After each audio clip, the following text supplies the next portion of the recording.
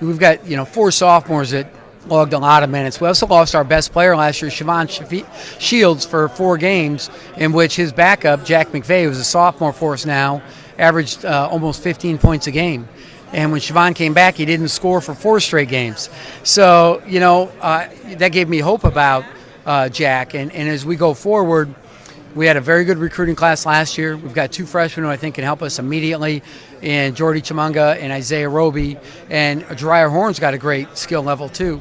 We had a guy sitting out, Anton Gill, who's a top 40 recruit out of Louisville. He's a Raleigh, North Carolina kid. And then we added Evan Taylor, who's a Division I transfer on the all-freshman team in the Southern Conference from Sanford, who went to a junior college. So we've lost some scoring.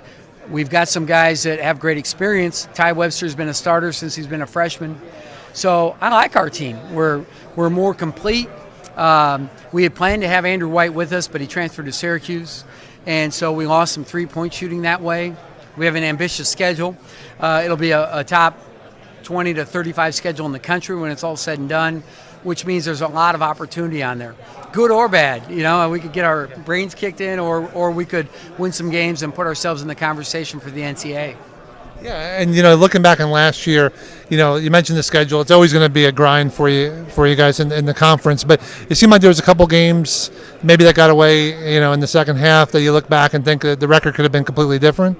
Well, there's no doubt we had, I think, 5 games had the lead under 4 timeout and let it go, and just if you look at our 21 Big Ten games, we were 8-13, and look at that. Usually look at that and kind of go, they stink, but the point differential in those 21 games was 71.3 for our opponents and 71.1 for us, 0.2 of a point. Then I took out some blowouts, some teams that we blew out, and sometimes when we got blew out, and still the average was under a point a game.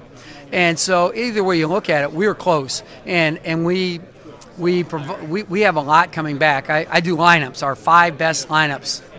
So you look at the point differential, points per possession, the analytics, and we returned 14 of our top 20 guys while adding guys like Roby, Chimunga, Anton Gill. So I'm excited about where we're going.